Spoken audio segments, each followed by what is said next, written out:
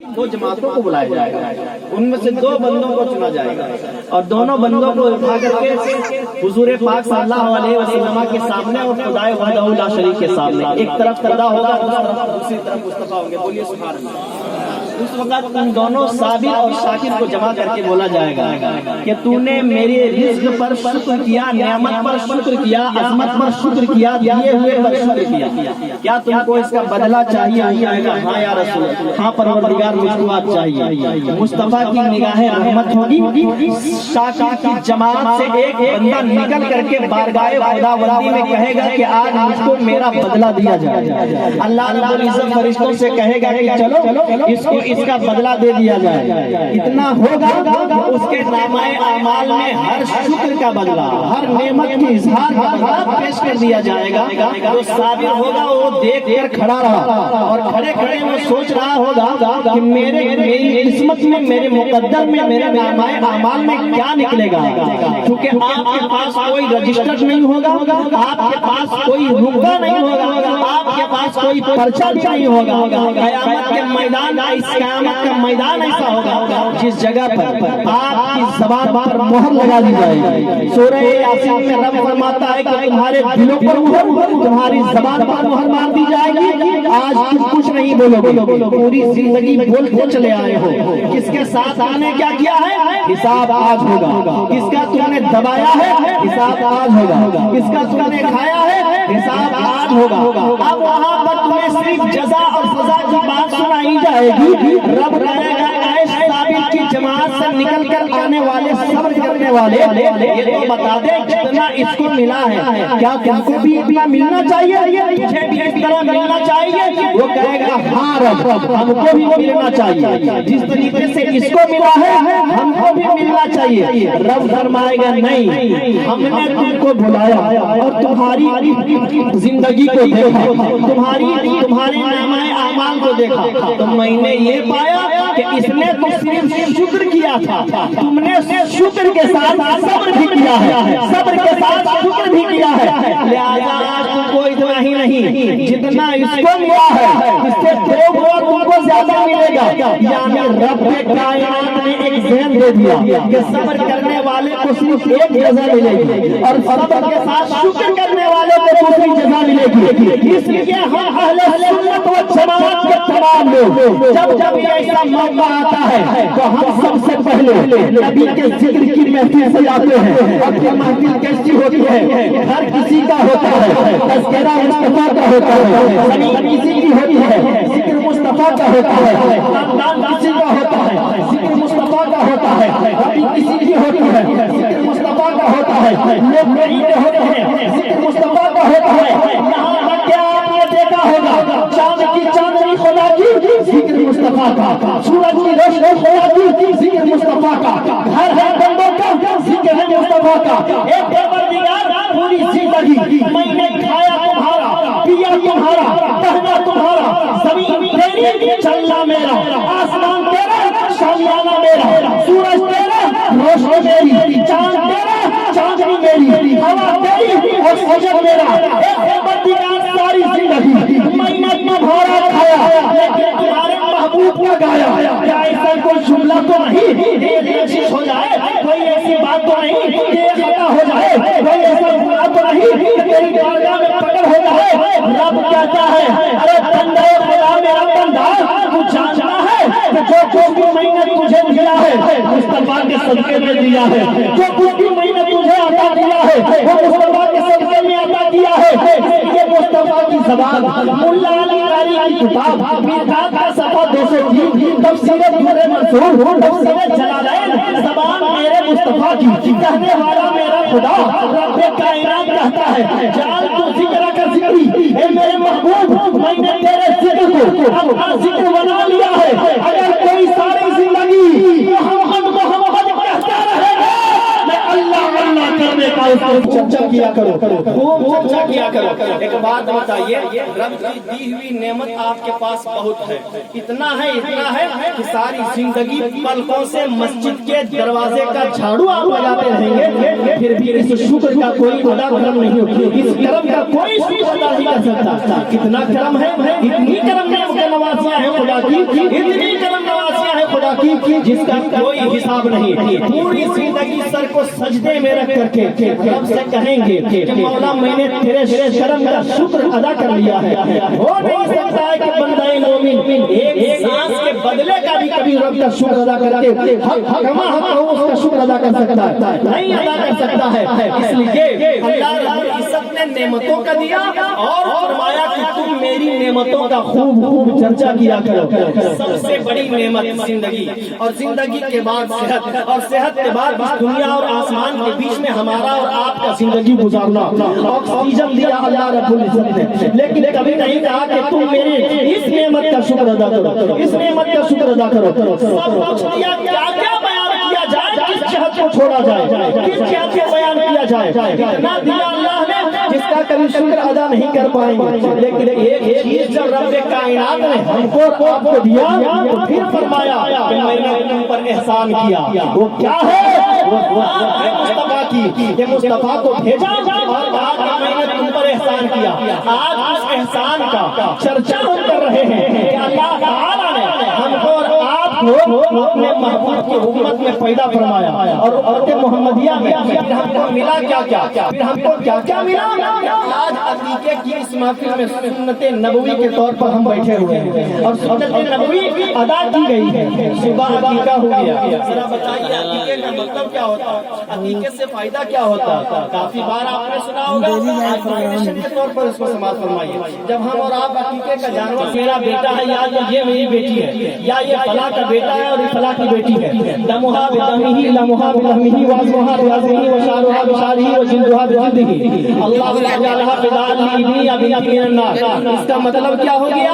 اس کا مطلب یہ ہو گیا کہ رب کی بارگاہ میں جانور سامنے رکھ کر کے ایک بندہ دعا کرتا ہے، ہمارے رب یہ خوب جان رہا کہ یہ سامنے رکھا ہوا جانور، اس جانور کا بال میرے بیٹے یا بیٹی کا بال، اس جانور کا خون میری بیٹی یا بیٹے کا خون، اس جانور کی ہڈی میرے بیٹے یا بیٹے کی ہڈی، اس جانور کا گوشت میری بیٹی یا بیٹے کی اکٹھا گوشت۔ یعنی مولا اس جانور کو اپنی بیٹے کے بدلے میں یا اپنی بیٹی کے بدلے میں نے تمہاری بارگاہ میں رہن کر دیا۔ اور نبی فرماتے ہیں کہ جس بچے کا عقیقہ اس کے ماں باپ نے کر دیا، عقیقہ کی برکت یہ ہے، عقیقہ کی عظمت یہ ہے کہ عقیقہ دنیاوی اور آفاقی تمام بلاؤں سے اس بچے کو بچا لیتا ہے، تمام بلاؤں سے بچا لیتا ہے۔ اور یہ کہتا ہے کہ اس کے بدلے میں مولا اگر جلانا ہو جہنم کی آگ میں تو مولا بندہ تیرا ہوں، اسی لیے تجھی سے مانگتا ہوں۔ کس سے مانگوں، کس سے الگزار ہو جاؤں؟ پروردگار یہ میرا بیٹا یا بیٹی، اس جانور کو میں نے رہن کے طور پر تمہیں دے دیا ہے، جہنم میں اگر جلانے کی باری آئی تو اس جانور کے خون کو جلا دینا، میرے بیٹے کو بخش دینا، میری بیٹی کو بخش دینا۔ رب فرماتا ہے کہ جو مجھ سے التجائے کرتا ہے بڑا محبوب ہو جاتا ہے وہ میرا بندہ، بڑا محبوب ہو جاتا ہے وہ میرا بندہ۔ آپ کو ایک واقعہ بتا دیتے ہیں کہ کتنا محبوب ہوتا ہے وہ بندہ جو رب سے مانگتا ہے، اتنا محبوب ہوتا ہے۔ ایک آدمی تھا اور جب اس کو بادشاہت کا تخت نصیب ہو گیا، تخت بادشاہت پر اس نے جب اپنے قدم کو رکھا، وہ پوری آب و تاب کے ساتھ اپنے پورے معاشرے پر حکومت کرتا تھا، اور حکومت کا خمار بھی ایسا تھا کہ اس خمار کی وجہ سے کبھی کسی کے اوپر حق تلفی یا ناانصافی کا فیصلہ اس نے کبھی نہیں لیا۔ ایسا بادشاہ بنا کہ جب بھی کبھی اس کے اوپر کوئی مصیبت آتی تو رب کائنات کی بارگاہ میں وہ الگزار ہو جاتا، جو بھی مانگنا ہوتا رب کی بارگاہ سے وہ مانگتا۔ ایک دن ہوا کیا کہ اچانک وہ سیر کو نکلا اور سفر میں نکلنے کے بعد جنگل کی طرف گیا، جنگل میں شکار کرتے کرتے کرتے کرتے راستہ بھٹک گیا، راستہ بھٹکا 2 دن ہو گئے، 2 دن ہو گئے، نہ اس کے ساتھی ملے بادشاہ کے، نہ بادشاہ کو راستہ جنگل سے نکلنے کے لیے کوئی راستہ ملا۔ جب کوئی راستہ نہیں ملا بادشاہ سوچنے لگا مولا اب جاؤں تو جاؤں کہاں، کوئی راستہ بھیج، کوئی راستہ تو دکھا دے۔ 2 دنوں سے بھٹک رہا ہوں، جدھر جاتا ہوں جنگل کا کنارہ نظر نہیں آتا، دائیں جاتا ہوں تو جنگل، بائیں جاتا ہوں تو جنگل، पहाड़ों से पर्वतों यानी पेड़ों से दरख्तों से मुलाकात करते आज 2-3 दिन हो गए, कोई शख्स नहीं मिला, कोई उजाला नहीं मिला। जब इतनी दुआएं की, सामने चलते एक झोपड़ी नजर आई और उस झोपड़ी में एक शख्स था जो खुदा की किताब की तिलावत कर रहा था। तिलावत कलाम से अपने पूरे गिर्द को मचाया हुआ था। पूरे गिर्द में जब महकता हुआ कुरान की खुशबुएं जब आने लगी, कुरान की तिलावत की आवाज़ें जब आने लगी, बादशाह आगे बढ़ा, आगे बढ़ करके उसने आवाज दिया, कौन है खुदा का बंदा इधर जो कलाम रब्बानी की तिलावत कर रहा है? अंदर से एक ज़ईफ़ुल उम्र शख्स जिसका कपड़ा एकदम गंदा, जिसके बाल एकदम बिखरे हुए, लेकिन था बंदा तो अल्लाह वाला था। कौन है आप? कैसे हैं आप? कैसे इधर आ गए? कहाँ भटक रहे हैं आप? ये जंगल है, जंगल में बहुत सारे दरिंद चरिंद रहते हैं, किसी से मुलाकात हो जाए तो आपको चीर फाड़ करके रख देगा। इतना जब सुना तो बादशाह और डर गया। बादशाह ने कहा, बाबा 2 दिनों से भटक रहा हूँ, रास्ता नहीं मिल रहा है, फला जगह से मैं आया हुआ हूँ, शिकार के चक्कर में भटकता हुआ रास्ता 2 दिन भटका, आखिर में आपकी ये जगह मिली है, एक उम्मीद है, मुझको मिल जाऊंगा। उस बाबा ने बताया कि बेटा तुम्हें निकलना है तो आओ, सबसे पहले हम खाना खाते हैं। जंगल बेहतरीन गोश्त को खिलाया और खिलाने के बाद उसने कहा कि आज रात आराम कर लो। रात के सन्नाटे में कहाँ जाओगे? रात में आराम करवाया, सुबह लेकर के जाने, सुबह निकल करके उसके निकाल करके उस फकीर ने, उस बंदे ने बादशाह को कहा चलो इस रास्ते से चलते हैं, तुमको मंजिल तक हम पहुंचाने की जिम्मेदारी तो नहीं लेते, अलबत्ता हम जंगल से निकालने की तुम्हें जिम्मेदारी लेते हैं।